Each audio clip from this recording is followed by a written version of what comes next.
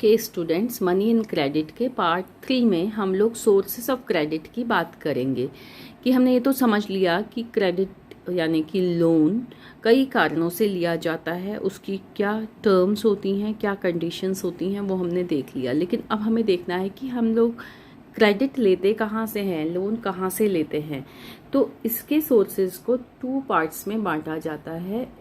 2 इसके पार्ट्स हैं। एक को हम कहते हैं फॉर्मल सोर्सेस और एक को हम कहते हैं informal sources of credit.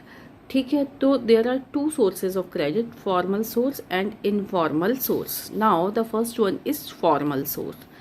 Formal sources of credit में सारे बैंक्स आ जाते हैं, all types of banks, whether they are cooperative banks, cooperative societies, rural bank, all type of banks. ठीक है, और इसकी क्या कंडीशन होती है, तो जब हम बैंक्स या कोऑपरेटिव सोसाइटी से लोन ले रहे होते हैं तो इसका मतलब we are taking loan from the formal sources of society, formal sources of credit. इसकी मेन कंडीशन क्या है कि Reserve Bank of India supervise these sources. Reserve Bank of India का इनके ऊपर पूरा मॉनिटरिंग एंड सुपरविजन होता है, कंट्रोल होता है।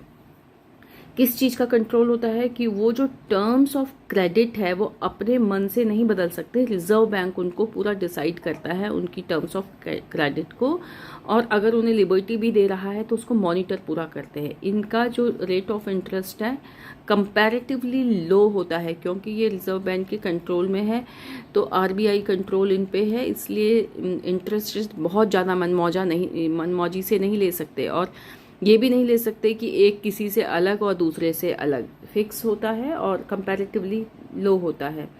इनके रूल्स एंड रेगुलेशंस बिल्कुल क्लियर होते हैं, साफ साफ लिखा होता है। और इसमें इसके अलावा भी कुछ चीज़ें हैं, जैसे इनमें जब तक हमारे पास डॉक्यूमेंटेशन पूरे नहीं होते तब तक हमको वो लोग लोन नहीं देते। तो इसमें डॉक्यूमेंट्स चाहिए। ठीक है, डॉक्यूमेंट्स पूरे चाहिए होते हैं।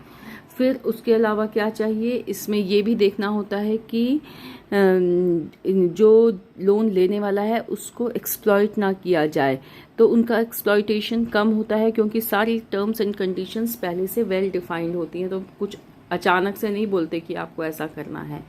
नाउ इनफॉर्मल में कौन आते हैं, money landers, traders, employer, relatives, friends. ये तो इनमें क्या होता है बेटे कि इनकी टर्म्स एंड कंडीशन फिक्स नहीं होती। मान लीजिए कि किसी से उन्होंने 10% इंटरेस्ट ले लिया, किसी से 15% भी ले लिया, कोई ज़्यादा क्लोज फ्रेंड है तो बोला अच्छा 5% दे देना। टर्म्स एंड ऑफ क्रेडिट भी उतनी वेल डिफाइंड नहीं होती, और इस पे रिजर्व बैंक का कोई सुपरविज़न या मॉनिटरिंग नहीं होती। नॉर्मली ये लोग हाई इंटरेस्ट रेट पे लोन देते हैं क्योंकि ये चाहते हैं कि इनको ज़्यादा से ज़्यादा प्रॉफिट मिले, तो ये लोन लेने वाले की ज़रूरत के हिसाब से इंटरेस्ट रेट को ज़्यादा कर देते हैं।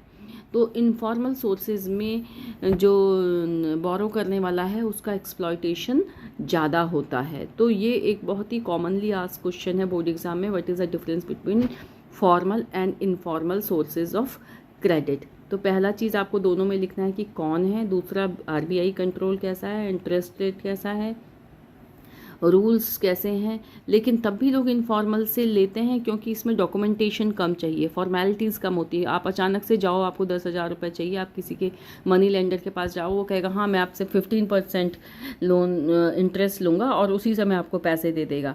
लेकिन अगर आप बैंक के पास जाओ तो बैंक पूरी फॉर्मेलिटी करेगा और कई बार उसमें बहुत लंबा टाइम लग जाता है। तो इसलिए इनफॉर्मल से लोन लेना आसान होता है। तो जो लोग पढ़े लिखे नहीं हैं, गरीब हैं, जिनके पास कोलेट्रल सिक्योरिटी नहीं है, डॉक्यूमेंट्स नहीं है, जिनको इमरजेंसी में लोन चाहिए, वो सब लोग इनफॉर्मल सोर्सेज ऑफ क्रेडिट से ही लोन लेते हैं। हमारी कंट्री में अभी भी इनफॉर्मल सोर्सेज से क्रेडिट बहुत ज़्यादा लिया जाता है, और मेनली आप देखोगे कि जो स्मॉल फार्मर्स, लैंडलेस फार्मर्स, ज़्यादा गरीब, कम पढ़े लिखे, वो सब इनफॉर्मल सोर्सेज से ही लेते हैं, जबकि उनका एक्सप्लॉयटेशन ज़्यादा हो रहा होता है।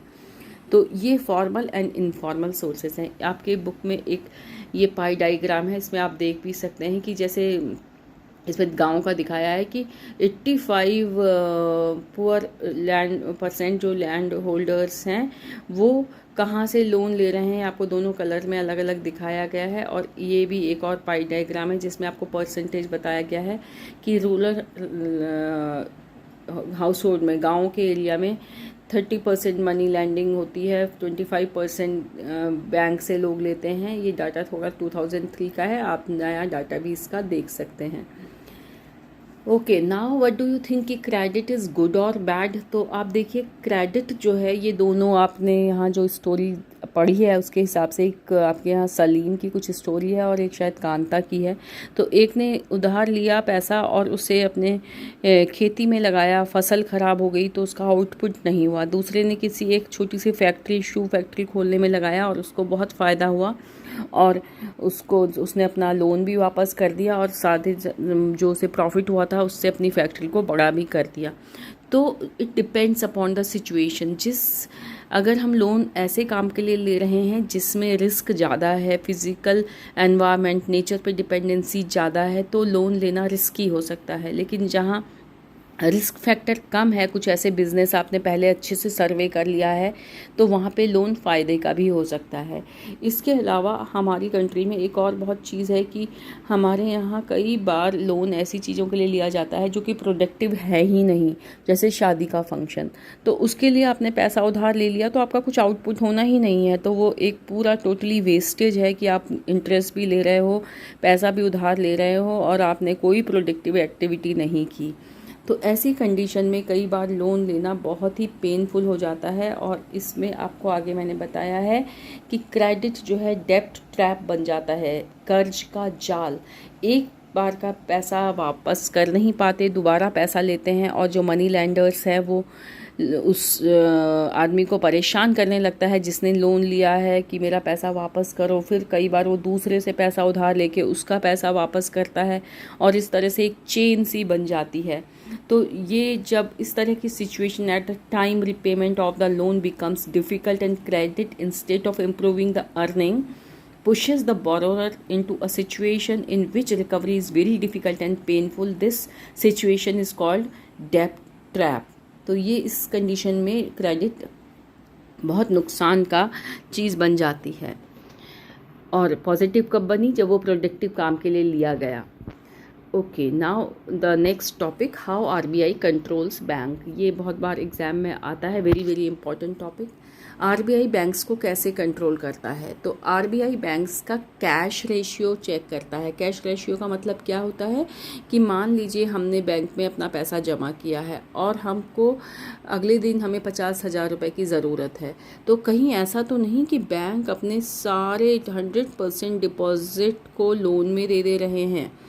और अगर उसने सारा पैसा लोन में दे दिया और हमें कैश की ज़रूरत है तो हमको कैश नहीं मिल पाएगा। तो आरबीआई ने एक कैश रेशियो डिसाइड किया हुआ होता है। कैश रेशियो का मतलब क्या है कि उसको ये देखना पड़ता है कि वो अपनी टोटल सेविंग का, टोटल डिपॉजिट्स का कुछ परसेंट कैश के रूप में अपने पास रखें। ऐसे ही आरबीआई ये चेक करता है कि बैंक केवल प्रॉफिट मेकिंग के लिए तो लोन नहीं दे रहे हैं, वो अमीर और गरीब में कुछ डिस्क्रिमिनेट तो नहीं कर रहे हैं। तो इसका भी चेकिंग रखा जाता है कि अगर फॉर्मेलिटीज़ पूरी हैं तो सबको ही लोन दिया जाए। ऐसे ही आरबीआई इंटरेस्ट रेट को भी फिक्स करता है और सारे जितने भी बैंक्स हैं उनको अपनी report time to time RBI में जमा करनी पड़ती है, जिससे कि उनका सारा रिकॉर्ड आरबीआई के पास रहता है। तो these are the ways how RBI control banks. It is very important question. Okay, last topic जो है वो है सेल्फ हेल्प ग्रुप। क्रेडिट का एक नया तरीका भी है, ये इसको बोलते हैं सेल्फ हेल्प ग्रुप। ये क्या होता है कि गाँव में, स्पेशली शहरों में भी होता है, गाँव में बहुत कॉमन है कि कुछ लोग मिलके आपस में एक पूल कर लेते हैं।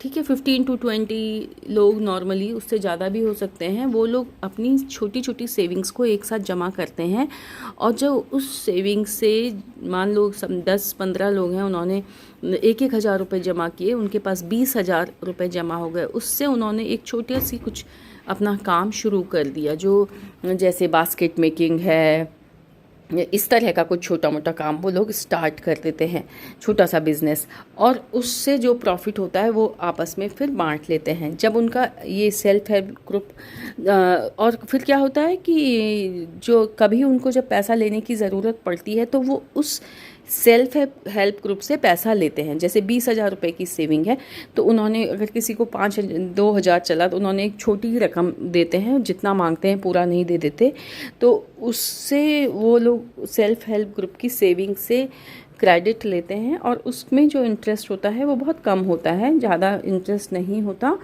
और रोटेशन में होता है। ऐसा नहीं कि एक आदमी हमेशा ही लेते रहे, और फिर उसका रीपेमेंट का भी उन्होंने कंडीशन बनाई होती है। तो ये सेल्फ हेल्प ग्रुप भी, जैसे कई जगह आपने सुना होगा इसको कमेटी डालना, इस तरह के वर्ड्स भी लोग बोलते हैं, तो इस तरह से self help group double purpose को सॉल्व करता है। इमरजेंसी के टाइम पे क्रेडिट देता है और साथ के साथ सेल्फ एम्प्लॉयमेंट भी क्रिएट करता है, क्योंकि नॉर्मली कई बार वो उस पैसे से एक छोटा बिजनेस भी स्टार्ट कर देते हैं। तो ये जो है, ये सेल्फ हेल्प ग्रुप के बारे में आपको दोबारा से थोड़ा सा एक और स्लाइड दिखाई है, इसको आप नोट कर लीजिएगा। इम्पॉर्टेंस ये है क्योंकि इसमें लो इंटरेस्ट रेट पे लोगों को, मेंबर्स को लोन मिल जाता है, और इसमें सेल्फ एम्प्लॉयमेंट के लिए एनकरेज करते हैं। आपस में वो लोग सब क्लोज होते हैं तो एक्सप्लॉइट करने का चांस बहुत कम होता है। जो लोग आपस में अच्छे रिलेशन वाले हैं, ठीक से एक दूसरे के साथ जिनकी सही अंडरस्टैंडिंग है, वही लोग सेल्फ हेल्प ग्रुप बनाते हैं, तो सब नोन पर्सन्स होते हैं, तो एक्सप्लॉइटेशन नहीं होता। इसमें कोलेटरल सिक्योरिटी की भी ज़रूरत नहीं होती, क्योंकि ये कोऑपरेटिव थिंकिंग पे काम करता है, तो बिना कोलेटरल सिक्योरिटी के भी लोन दे दिया जाता है। So self help groups are very very important in rural areas. तो this is about the chapter. Thank you.